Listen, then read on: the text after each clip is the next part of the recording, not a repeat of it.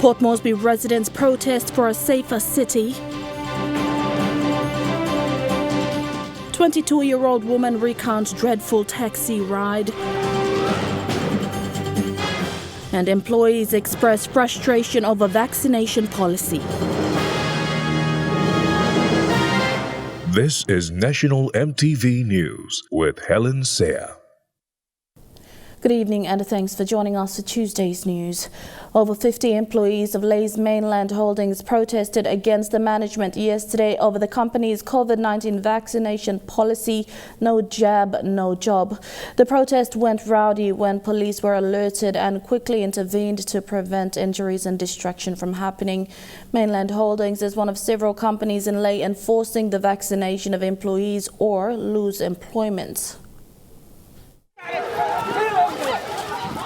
This was the scene yesterday inside the Mainland Holdings crocodile farm at Lay's 8 Mile area.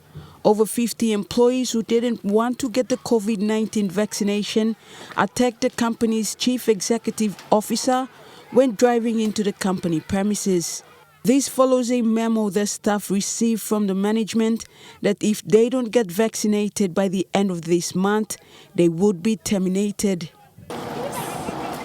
The CEO quickly left the premises to sort safety, but the employees didn't give up. They continued to follow the CEO's vehicle to where he was heading. Lay police was alerted and quickly intervened to prevent further injuries and distraction from happening. The attack took place because, like I said, the employees were forced to be vaccinated and they were reluctant to do so, so they started their protest by in a way of damaging properties to the company premises, the administrative building. So the police were called up early in the morning, so we sent troops up there to make sure that the buildings are not going to be damaged beyond what they already been sustained. The damage is sustained already, and so that's why our members went up there and they managed to call the situation, and currently the employees are talking to the management and try to how to solve that issue in between themselves. Mainland Holdings Limited is one of several companies in Lay demanding employees to get vaccinated or lose their jobs as part of their workplace policy. 2 weeks ago, Prime Minister James Marape stated that the vaccination is not compulsory and depends on individual choices. He said for employers, it is the type of environment they work in that is the deciding factor as far as workplace protocol is concerned. However, the general public is of the view that it is unconstitutional to violate the rights of an individual. There might be other scenarios that we'll be expecting. So I want government to just look at this policy and try to sort out, do it properly, so we have a win-win situation, because if they don't, then we might have a lot of issues coming up where we police will be the frontliners to stand in to try to sort out issues between the companies and the employees. So more or less, if you look at it, it's the company, it is the government policy regarding the vaccination, where the government says it's up to the company to do their own policy regarding the vaccination. Julie Badui, Owa, National EMTV News, Lay. The Supreme Court has granted a leave application filed by Southern Highlands Governor William Powy. Speaking hours after the court's decision, Governor Powy called for peace and service delivery to continue, with people not to take sides following the outcome. The decision was made this morning at the Waigani Courthouse. Following a decision by the court nullifying the election of Governor William Powy, his lawyers filed a leave application last week. This morning, the Supreme Court heard the matter and granted the leave application. Powy's lawyers said that the grounds raised were deemed valid by the judge.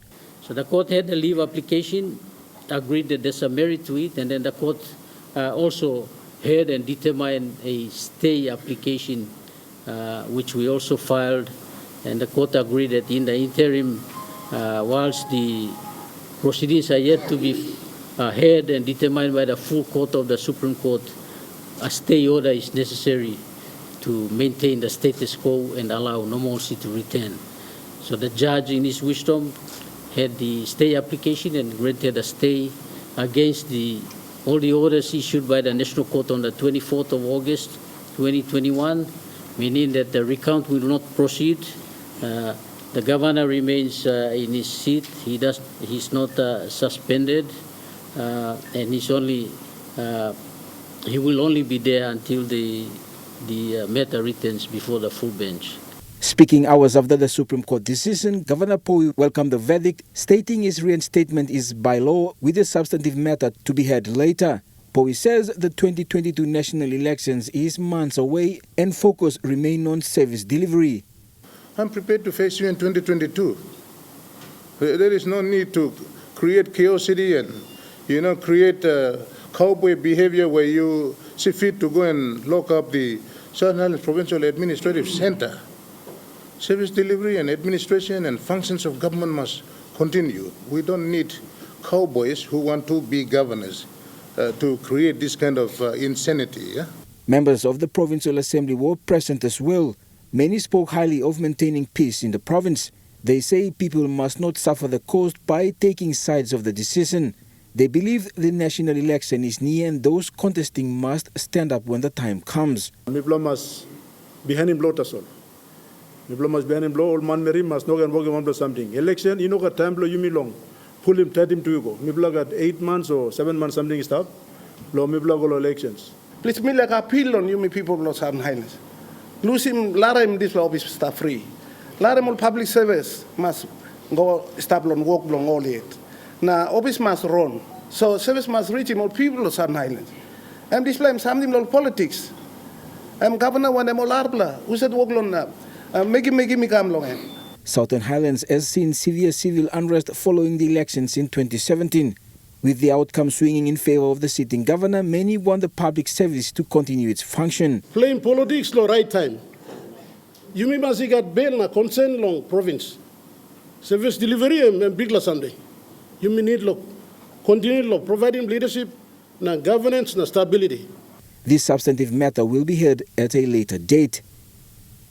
Powy Jr., National MTV News. You're watching National MTV News. We'll be back with more stories after these messages. Stay with us.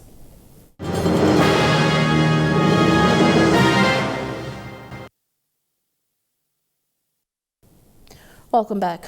A few Port Moresby residents today took to the streets staging a peaceful protest march to raise awareness on public safety.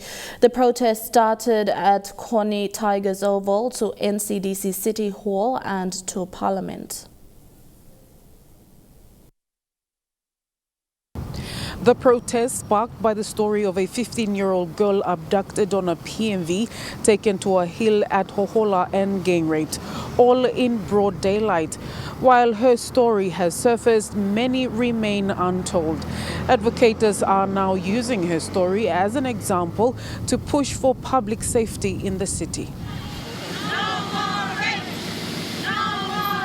With banners and placards, they marched from Connie Tigers to NCDC City Hall, expecting the NCD governor to address them. With no sign of the governor, they proceeded to the Parliament House. The march was also to raise concerns on the increased number of law and order issues in the city, the petty crimes, the abductions, the rapes, the harassment that keep bombarding social media and the mainstream media. Arriving at the Parliament House, the protesters, led by Lucy Paru, were disappointed that none of the members of Parliament, not one, met them. I voted for you, backup. Where are you?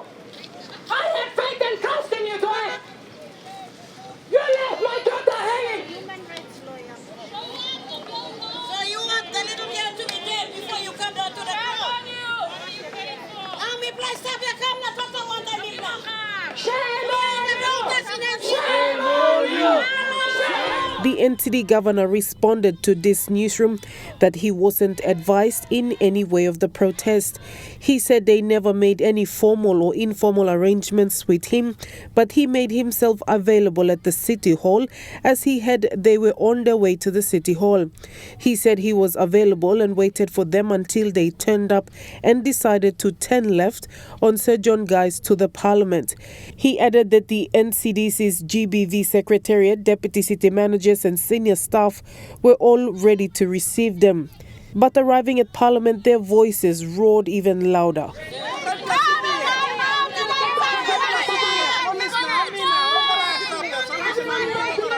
can help you to be aware of the issues that we are facing on ground. Mipla lapon mama, mipla senap, oliam plameri, come inside. Lo support him this la walk about pro mipla. You know now this la walk about, cry, sing out, come up. You know come yet, honorable Prime Minister sister, this la cry walk lo come yet. Violence against women, mipla come yet, sampla law, mipla kisi, mipla mama, but still something will come up. 2 hours later, and the Prime Minister, James Marape, met with them, telling the women not to apologize for not formally advising the House, as this is their house. And it needs all our men in our society to really rise up and step up for your country. It's no good if you feel happy that Kumul is playing and you support Kumul or support Justin Olam or support the concept about fighting back to take back more from Pogra and all our resources. When you don't have some of the foundational issues right in your setting at home, at community, at suburb, in our villages and in our provinces right throughout our country. Followed by member for Moresby Northwest, lawyer Boy Samuel. We'll also get permission from the Prime Minister to ensure this happens. So we will start dealing with this on the ground. We have a national GBV, but that's on a national level. On the electorate level, we will set up the Port Moresby Northwest GBV Secretariat, and we will start dealing with these issues. And the governor for Central Province. We are not supposed to be restricted. Currently now we are restricted from moving about freely. It's enshrined in our constitution on our freedom of movement. We have a transport system here that's one of the most stupidest transport systems in the world.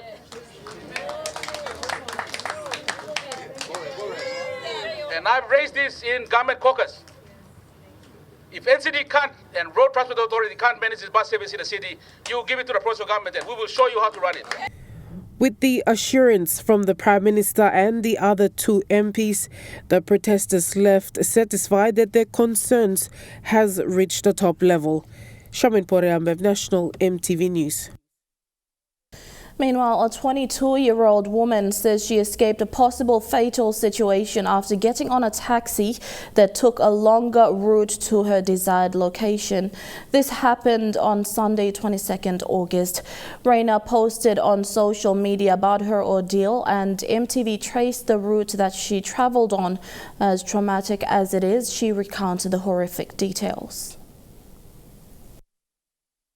A 22-year-old who posted on social media that she jumped off a taxi after she feared for her life has spoken to EMTV about the ordeal. We are not identifying her on television, but we are tracing the route she traveled on that terrible day on the 22nd of August. The young woman was on her way to church. She hopped on a taxi at Garahu Main bus stop, heading to St. Mary's Cathedral in downtown Port Moresby. Taking the back road, the taxi made one stop at the fuel station, then headed out. Heading Baruni Way after the roundabout at the National Research Institute, the 22-year-old began to panic when she noticed the taxi was gaining speed. She also noticed another vehicle, a grey Camry, following at a distance. She said her fear grew when the cab driver started asking her to switch off her phone. By this time, she was attempting to jump out of the moving cab as the taxi was approaching Kanudi. She said the driver also attempted to activate central locking, all the while telling her you should look carefully before getting on private taxis. By now, the young woman had unlocked her door, held onto the lever to stop him from locking all doors, and with full force, kicked at the door and jumped out of the moving taxi. It came to an abrupt halt, while she sustained injuries. These are pictures she took of her bruises after jumping out. Picking herself together, she realized where she was, at Kanudi, just outside the Port Moresby Technical College. She ran towards a market shop nearby, where a group of men had witnessed what happened. Instant reaction from them was attack the driver.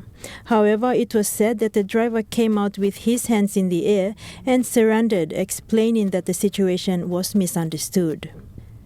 The young woman was assisted by other bystanders who drove her to the town police station, where she reported the matter. She also reported the details of the taxi involved, but police are yet to make an arrest or question the driver of the taxi. In the meantime, the 22-year-old is traumatized by the whole situation. And even with the post she made on social media to alert women and young girls of the dangers, she faced backlash from the public who commented on her ordeal. Kilawani, National MTV News. And NCD Met Sup Gideon Ikumu has advised MTV that PSC Port Moresby is investigating this matter now. The opposition leader has called on Prime Minister James Marape to take full responsibility for the deaths of 7 people, which has been blamed on outdated medicine said to be used at PNG's biggest hospital, the Port Moresby General Hospital. The hospital is investigating the matter following the deaths, including 14-year-old Rex Wanzing, who was admitted for an eye operation but died the following day. Belton Nama also called for an immediate inquiry into the incident. I'm calling on the government to immediately establish an inquiry into the deaths caused by propofol injection IP. I understand that this particular injection has been imported from India. And as the leader of the opposition, I'm very much concerned. And I want to know how this drug or medicine or this propofol injection that come into the country. And let me first take my hat off to the Secretary for Health, Dr. Osman Liko, for having to put out the agent incident circular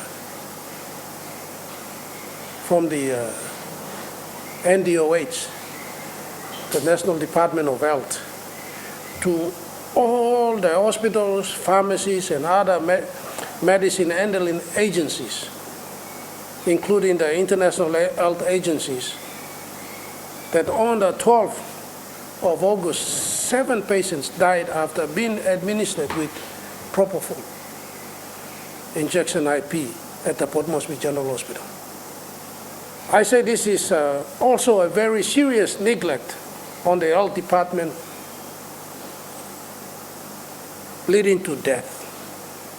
If 7 people have died in one day in our general hospital from this medication, just imagine how many people have died throughout the country from it. And I'm now also making a call on the provincial hospitals throughout the country, on the health centers throughout the country, to report to their respective agencies. They should report also to the health secretary. And I would also be willing to receive any reports of any deaths that have been caused by this propofol injection IP. I would be interested to know how many have died throughout the country. An immediate medical inquiry into this incident must be established without delay. Over 200 staff of the Lae City Council petitioned the provincial administrator concerning their salaries and the functions of the Lae Urban LLG following the formation of the Lae City Authority. Spokesperson for the group, Dominic Nimby, said the petition was due to the Department of Provincial and Local Level Government's request to the Lae Urban LLG sign an MOA without proper consultations. Over 200 staff of the Lae City Council gathered at the council chamber last week to sign the petition. Their grievances was based on how the tussle between the Lae Urban LLG and the city authority has affected their salaries and livelihood. And damage or cause me talk big something or damage or man kisim pain bakara pistapia or no looking. Or big money or something on top tasol, but only looking for causing bagarap inside the Mipla Walkman, Liglig man, Mipla Kisim, many beginning Plumpla, Daigo Pinis, some Paul Golong, walk long affecting or beginning on school or plant beginning on school now. But we shouldn't got man 35 years. Now, I want to go. But me to don't know entire zero line. How about go? Finish way belong all. Number one sugar. Nah. Or AFS, leafs, all this stuff. Now me leave now. Me leave now. Now I don't get my lump sum. In the petition, the council staff under the jurisdiction of the LULLG claim that the authority has taken over a bulk of its functions, roles and responsibilities without signing an MOA with LULLG. These functions, according to Mr. Nimbi, have been taken over by LCA through an administrative directive and a council resolution. The first one is a ministerial directive that came through, and LCA has taken over some of our responsibilities. And the second is a true memorandum of council resolution that allows them to take that on board, and it's already 1 year. And all this time we have given them, they have not even put the systems and operations in place. And now they're trying to go by way of an MOU because election is coming around, and they want to force us to forcefully move everything away to LCA, which we, the general workforce, feel that we have been harassed, threatened, and intimidated in order to get our functions on board. The Lord Mayor James Kay responded saying the ongoing disagreement between the two parties is because LCA is in the process of meeting a debt of over 30,000 kina caused by misappropriation by past management of the City Council, and in doing so, ordinary staff are indirectly being affected. Mr. Kay reassured the council staff saying that their welfare is paramount, and the LULLG council members will be participants in the discussion of the MOA, and changes will be made when necessary. I will sit down and talk more of our workforce because they are very important. And then from there, we'll talk about our general revenue and such and such. There's too many things to discuss. So nothing has been signed. The MOU we cited. We need some changes to be done. The Lay City Authority acting CEO Neil Ellery, on the other hand, said the MOA is a government document and has nothing to do with the council staff. It forms part of the City's Authority or Lay City Authority Act in 2015, and it's something that's been a bit of a stick in the mud a little bit for ever since we swore on the board way back in 2017. There's been the concerns that were raised before with the councils have been addressed, and the MOU has nothing really to do with the staff as such. Meanwhile, the Lord Mayor said the provincial administrator is aware of the issue at hand. However, the LULLG has not gotten any positive response from his office. In the meantime, however, Mr. Kay said the LULLG councillors will be pushing for a win-win solution for the LULLG and the LCA as soon as possible. Mr. Illyri, on the other hand, said the MOA between the LCA and LULLG will be signed this week. Charlene Airy, National MTV News, Lay. Limana Vocational Training Centre in the nation's capital today celebrated 50 years of services in education. School manageress Sister Mary Goretti-Layson said the school has exceeded its expectations and is preparing to enroll grades 11 and 12 next year. The school will also be offering national certificates for skills training courses.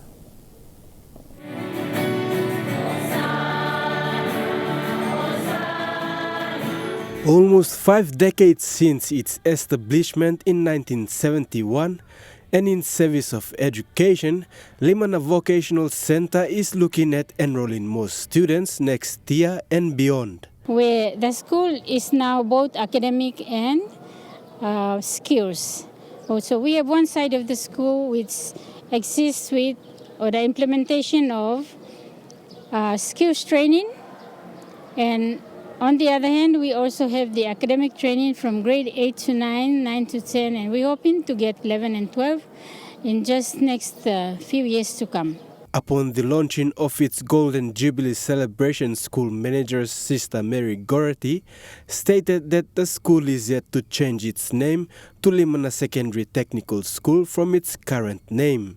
The school has been audited, means that it has to move up with the curriculum, and it has to also employ many teachers. That the staff structure has been elevated to 33 teachers instead of 25 in the last years. Now we have 33 teachers, and we have 500 to 600 students now in the school. But by next year, that number will be extended, or we will employ more or enroll more students to come in. Life skills training like office administration, tailoring and garment productions, and commercial cookery are offered in the school. There are a lot of people who are out there, some of our students or some students who are out there working in the industry, but they don't have the certificate. Because certificate will prove that you have gone to certain level of skills training. So you can be promoted, you can get more good jobs, and so on and so forth. The school will also build 3-level classrooms to cater for the students that will be enrolled in the future. Powy, National EMTV News. And now looking at the NASFund market report, the Kina opened unchanged at $0.2850 in the interbank market this morning. At Bank South Pacific, your Kina will buy $0.2775 $0.375 Australian dollars, $0.3924 New Zealand dollars, and 29.86 Japanese yen. Looking at commodity prices at New York closed, gold is trading higher, coffee closed higher, cocoa and copra closed lower. Crude oil is trading higher, palm oil closed lower, and copper closed higher. And on the stock market, the Dow Jones closed higher, the ASX 200 is trading lower, and the All Ordinaries is trading lower. National EMTV News continues with more stories after these messages. Stay with us.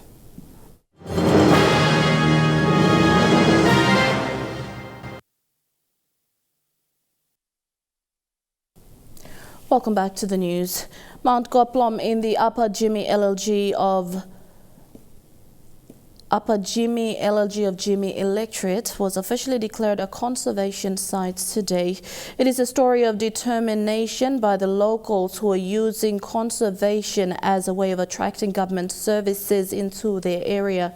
U.S. Ambassador to PNG Aaron McKee and Jimmy MP Wake Goy witnessed the conservation deed signing by a total of 8 clans to conserve and protect their environment. Situated 1,200 kilometers above sea level is where Mount Goplom is. It is where the people from Quiop in the Middle Jimmy area live and share borders with Chimbu, Western Highlands, Madang and East Sepik provinces. It is 4,070 hectares of land situated in the Bismarck Forest Corridor and is one of the 6 hotspots of wildlife in the world and one of the 7 plant biodiversity in the world. A local primary school teacher, George Orkol, reached out and sought the support of partners such as the Wildlife Conservation Society, which saw them obtaining the legal right to conserve and protect their wildlife and biodiversity. We would like to ensure that conservation concept must reach out wider and must go touching plant land because area premium style one hot global hotspot. Secondly, you make a disla responsibility to pass on the next gift to our children. The conservation group and partners such as EU's Sustainable Wildlife Management Program, USAID Lookouting Ground Program have been working closely with locals to strengthen community livelihood by promoting community conservation efforts along the Bismarck Corridor. They protect their forest, reforest the degraded lands, understand wildlife dynamics in their ancestral territories, and develop conservation projects. WCS has facilitated the process to legally declare Mount Goplom a conservation area and to protect it with bylaws. In Kamlo Place, Waiman Mary, also a lookouting wildlife belonging. That's all. Lo walking this para through. You me must showing all conservation work in Ogiaman. Now you're taking first step. Finish. Long right pela direction. signing conservation deed. U.S. Ambassador to PNG Erin Mackey said the U.S. government, through its USAID Lookout in Ground program, would continue working with its partners to protect and preserve PNG's biodiversity. It's not because we want to help ourselves. It's because your prosperity, the preservation of these resources, is not just good for Papua New Guinea, it's critical for the planet, for the whole world. Local MP Waki Goy and Jiwaka Governor Dr. William Tongam also signed the conservation deeds along with the 8 surrounding clans. Goy also cut the ribbon to open a 13-kilometer road which was built by the local Quiop community. Western time from you. M1 project or Karimikam, you must work na stop lawyer. You know got work for the copy, Karin blow you. Peanut Karin blow you. Coco, people are like making this Plaveli or some Coco. A tree planting ceremony took place just at the end of the program to signify the declaration deed and the promise made by the locals to protect their environment. Vasanata Yama, National EMTV News, Jimmy. In the early hours of Sunday morning, a 24-year-old male was stabbed and later lost his life due to loss of blood. This happened at Barone village in the Moresby Northwest electorate. Over 10 houses were burnt down following this murder. 4 suspects have been detained at the Boroko police cell for questioning. The killing of a 24-year-old resulted in arson in Barone village, heightening tension at the outskirts of Port Moresby. The family of the deceased say it was a mere reaction to the death of their son. People are waiting, go body come up, plaster it. That's where the bending of houses start now. So all man, all start, all boys, all members, all start reacting. This la walking, this la one name now. All start bending mouse, this la one name up, all pulling them come out. All suspects. Those houses burned down are not other people's house. They are the ones who are suspected by this killing. We have been very aggressive since the incident took place. But then we came up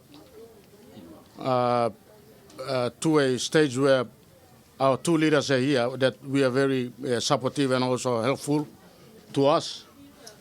That we cool down our minds that they are presented here.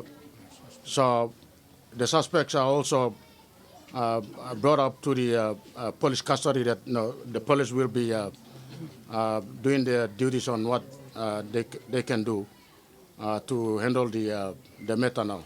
Barone community leaders called for a meeting this morning to address the issue as the tension has led to harassment of innocent members of the community. Confirmed this morning that the school children from Badehagua and Barone Primary School, when they were going to school, the house cry where it was situated next to the road started harassing the school children, which the community is not happy with that. I think we come to the conclusion, like everywhere else, the root of the problem is alcohol related.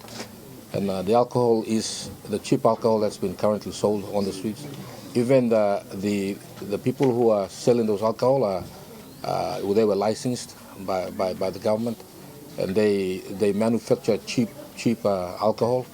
And some of those alcohol find their ways on the streets of Motukwata villages. They shamelessly retail, like betel nut and cigarette. Those are also retail on our streets. And because they are cheap, our boys have easy access to those ones. And when a lot of alcohol is consumed, it results in this type of unnecessary death. And Gideon Ikumu, NCD Superintendent, confirmed that 4 suspects to the matter are currently detained at the Boroko cell, adding the arson case is a separate case and will be dealt with as well. The family of the deceased and families displaced by the burning of these houses and the community leaders agree that the root cause of this problem is alcohol abuse and drug abuse. They are calling on the authorities, political leaders and relevant authorities to address this issue. Kilawani, National EMTV News. And Trukai Sports is next. All the details after the break.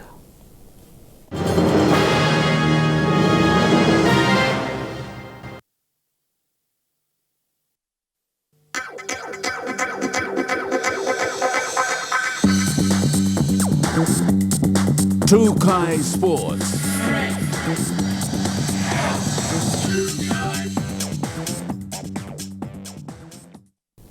Welcome to Trukai Sports.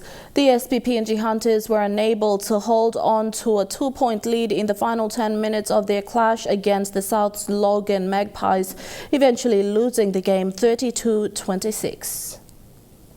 The SPPNG Hunters suffered a heartbreaking loss last weekend as South Logan Magpies scored in the final 90 seconds to claim a thrilling clash 32 points to 26 at the Bycroft Oval. Ethan Kwai Ward danced his way past the Hunters defenders to score the opening try of the match for the South Logan Magpies. Cross for the Hunters. Terry Wapi found the try line to score the Hunters' first points after the 7th minute. Both teams were exchanging tries in the first half. Jacob Alec crossed for the Magpies. The Magpies replied through Jacob Alec, who regathered a grubber kick to score. Midway through the opening 40, Terry Wapi scored for PNG. The Hunters scored back-to-back tries, with Terry Wapi scoring his second, while forward Samuel Yagip crashed over to score under the uprights, giving the Hunters the lead 16 points to 12. Steamrolls his way over. The Hunters' lead was short-lived, with Magpies Benaya Bowen crossing over for a 4-pointer before halftime, giving the Magpies a 2-point lead, 18 points to 16 over the Hunters at the halftime break. PNG took the lead. The Hunters retook the lead early in the second half with a try to Watovo Puara Jr. Who spins around, does a 360. 7 minutes later, and Ethan Kwai Ward scored his second try of the match, regathering the ball, racing away to score for the Magpies. The Hunters kept in touch when Emmanuel Waine crossed over. A penalty kick to the South Logan Magpies leveled the score 26-all with 6 minutes left in the match. The Magpies finally securing the win in the final moments of the match when Kobe Tararo crossed over in the corner. The Magpies defeating the Hunters 32 points to 26. Huxley Lovai, Trukai Sports. The Kumul Petroleum National Schools Rugby League Confederate and National Championships calendar has been announced. The trials kick off this week in the Islands Confederate at Callabon Oval, while the other Confederates will kick off the following weekend. Matches will be played in the under-14, under-16 and under-18 categories for male and female students. It has been a slow year for rugby league, especially at the schools level. The National Schools Rugby League program had to start late, but the Confederate trials will start this weekend. The announcement was made by the Kumul Petroleum National Schools Executive Management Board Chairman, Professor Benedict Yaru. We've got under 14 boys, under 16, under 18 boys, and under 18 open girls taking part in that program. Best out of the different age groups will be taking part in the national championships, which are school championships, which is on from the 20th to the 24th year of this month here in Port Moresby. With the schools' Confederate Championships to take place in September, the National Schools Rugby League program this year has been slowly gaining momentum. We do not have all schools across the provinces, though the numbers are big. We're having a few that have been meeting our requirements and making that slow start. So making a start is better than doing nothing. We can only grow and get better. The preferred end result for this year's National Schools Rugby League Confederate Championships is to get the best of the under-14, under-16 and under-18s and have them mentored and their progress monitored. The aim of this program is after we conclude this, we want to at least have the first top 20 list of the 14-year kids, top 20 16-year-olds, top 20 18 years old boys and top 20 18-year-old girls. And then the back end of it is gathering their basic information, building their profile, their database, their basic information and put them through some basic training. And as they finish and go back, we'll get their contacts and start monitoring and working on them. Fidelis Sukina, Trukai Sports. And that ends Trukai Sports. The weather details after the break. Trukai Sports.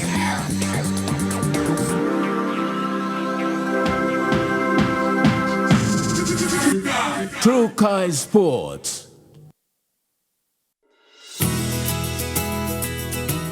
This weather update is proudly brought to you by MoneyPlus, with you always.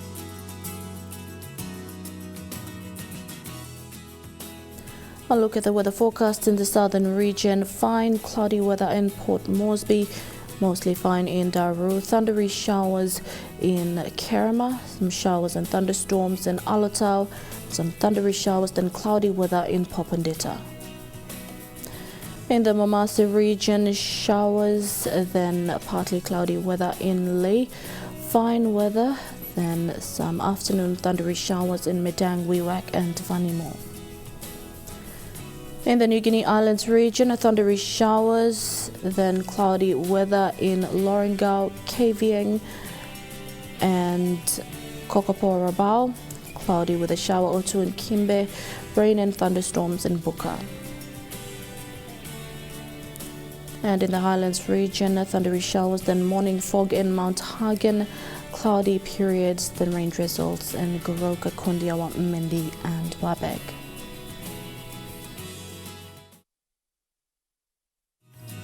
The weather update was proudly brought to you by MoneyPlus, with you always. And that's been the news, sport and weather for today, Tuesday, the 31st of August 2021. Until next time, pleasant viewing, take care and good night.